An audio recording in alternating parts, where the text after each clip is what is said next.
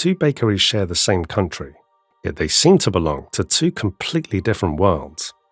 Greggs fills the streets with the smell of warm, cheap sausage rolls, while Pret A Manger buzzes with polished interiors and the hum of office chatter. At first it seems like a taste difference, but the bakery map draws a line across England. A line that reveals something deeper about wealth, opportunity, and the direction the country has been moving for the past 40 years. Sales have boomed ever since Roger Whiteside took over as chief executive. Not so long ago, Greggs was closing stores. The business didn't look like it had a great future. What's changed? In Newcastle, Greggs is more than a bakery. It's where neighbours meet before work, nod to familiar faces, and exchange quick greetings while waiting for a steaming sausage roll. The aroma of freshly baked bread drifts into the street, mixing with the tang of morning air, a rhythm of daily life that's been repeated for generations. In London, Pret plays a different role. Office workers swipe in with smart cards, balancing laptops and smoothies. Conversations flow over strategy meetings or phone calls. Coffee isn't just coffee, it's a ritual that signals status, a marker of identity in a city that thrives on movement and ambition. Over time, these two bakeries stopped being just places to buy lunch. In Newcastle, Greggs represents practicality, familiarity, and the shared rhythm of the neighbourhood. In London, Pret signals mobility, choice, and a taste for the modern lifestyle. One is routine, the other is aspiration. Together, they reveal how local culture shapes daily life and how the divide between pastries mirrors the divide between regions themselves. Greggs' story begins in 1939 in the shadows of Newcastle's steelworks. John Gregg opened his first shop to serve the workers of a thriving industrial north, where coal, steel, and shipbuilding powered the country. Factory whistles signaled the start of shifts, and towns buzzed with the pulse of labour. Workers didn't have time for leisurely lunches. They needed food that was fast, filling, and affordable. Greggs filled that need. Meanwhile, the South was evolving along a different path. London grew into a financial hub, drawing investment and talent. The city's streets began to hum with a new rhythm. The clack of keyboards, the rush of briefcases, the scent of espresso mixing with imported pastries. In 1986, Pret opened its doors at the perfect moment to meet this rising demand. Unlike Greggs, Pret wasn't designed for miners or machinists. It catered to office workers who wanted efficiency without sacrificing style. A neatly wrapped sandwich, a salad with imported ingredients, and a cup of coffee with a story. Each item aligned with the city transforming from industrial to financial. The contrast is more than culinary, it's historical. Greggs grew alongside the North's industrial might, while Pret rose as the South embraced services, finance, and ambition. These bakeries trace the legacy of cities themselves, linking past and present through taste, routine, and identity. At 7:30 a.m., construction workers line up outside Greggs. The scent of freshly baked pastries fills their senses, mingling with the sharp morning air. Someone sips coffee while scanning the morning headlines. A student grabs a breakfast roll before dashing to class. The rhythm is practical, predictable, and communal. 2 hours south in London, office workers pace the Pret counter. Flat whites and oat lattes exchange hands as colleagues discuss deadlines. A student taps away at a laptop, smoothie in one hand, earbuds in the other. Here, lunch is a brief pause in a larger high-speed day. The environment shapes behaviour. In Newcastle, Greggs is an anchor. In London, Pret is a stage.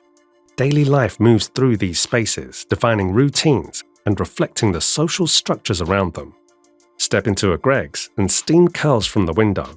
The smell of sausage rolls, pasties and fresh bread hits you immediately. Each bite is warm, hearty, and familiar.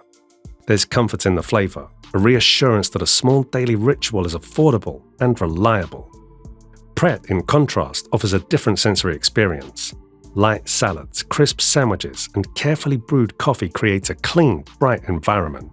Aromas mingle with soft lighting, polished wood, and quiet music. Eating here is a visual and gustatory experience designed to feel modern, fresh, and intentional.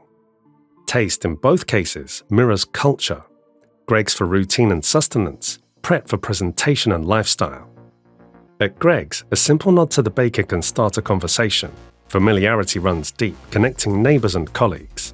People chat in line, sharing local news or a quick joke. The bakery doubles as a community hub, a space where social bonds are strengthened over food that everyone can afford. Pret tells a different story. Meetings are held over sandwiches and coffee. Students collaborate on assignments while phones buzz with updates. Every interaction is part of a professional or aspirational lifestyle. Food becomes a social tool, a way to participate in the rhythm of a city defined by speed, ambition, and upward mobility. Greggs dots down the industrial towns of the north: Newcastle, Sunderland, Manchester, Liverpool, Leeds, Sheffield. Streets are lined with terraced houses, historic brickwork, and the hum of local industry. The locations feel grounded in community, part of the daily journey from home to work. Pret lights up streets of glass towers, office districts, and fast-paced neighbourhoods in London. Movement here is vertical and horizontal.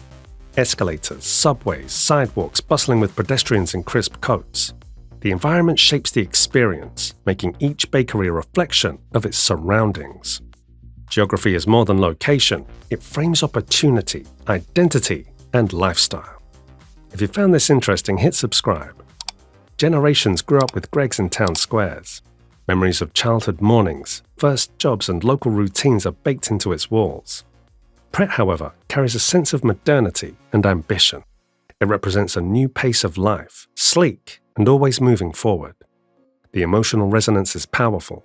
For some, Greggs evokes comfort, community, and continuity. For others, Pret symbolizes aspiration, progress, and the excitement of urban life. Together they map not only the country's geography, but its emotional landscape, revealing how history, lifestyle, and culture intersect daily. A Greggs sausage roll costs just a few pounds. It's breakfast before work, lunch on a short break, a warm snack anyone can afford. Price reflects necessity, accessibility, and inclusion. Pret, by contrast, thrives where salaries support higher spending. Office schedules create built-in customers, and eating lunch publicly can become part of one's identity. Its brand is tied to comfort, status, and lifestyle choices. Prices aren't just numbers, they shape routines, accessibility, and culture. Maps of these chains show more than food preferences. Greggs dominates the north, where post-industrial towns face lower wages, fewer investment opportunities, and declining industries. Pret clusters in the south, where finance, tech, and services attract talent and investment. This isn't merely economics, it's social geography, which is a visual manifestation of opportunity, mobility, and life outcomes. Millions have migrated south since the 1980s. Young, educated workers leave, taking ambition, investment, and potential with them. Northern towns adapt, finding ways to survive. Greggs remains not for nostalgia alone, but because the local economy demands affordable, reliable food. Pret flourishes where financial comfort allows experimentation, choice, and status expression. Walk down a high street and the divide is visible. Greggs stands beside discount shops and boarded storefronts, a quiet reminder of past industries. Pret gleams alongside cycling commuters, glass-walled offices and cafes. The same country, yet two realities exist side by side. Even accents reflect history and social mobility. Northern voices carry the rhythm of labor and community. Southern accents signal education, business, and upward movement. These patterns show how geography shapes perception, opportunity, and identity long before personal choice enters the picture. The bakery map is a symptom, not the cause. Greggs and Pret mark the boundaries of deeper systemic issues: industrial decline, uneven investment, and the migration of opportunity. Northern towns face stagnation in wages, funding, and services. Southern cities attract talent, capital, and growth. The divide is reinforced by infrastructure and policy. Investment flows to areas already thriving, widening gaps in healthcare, education, transport, and employment. Without deliberate intervention, the pattern persists. Two bakeries, two daily realities, one country split in plain sight. So the real question is not whether Greggs or Pret is better, it's whether a country can continue moving forward when only half of it is being carried along. If the divide grows wider, the cost will be more than economic.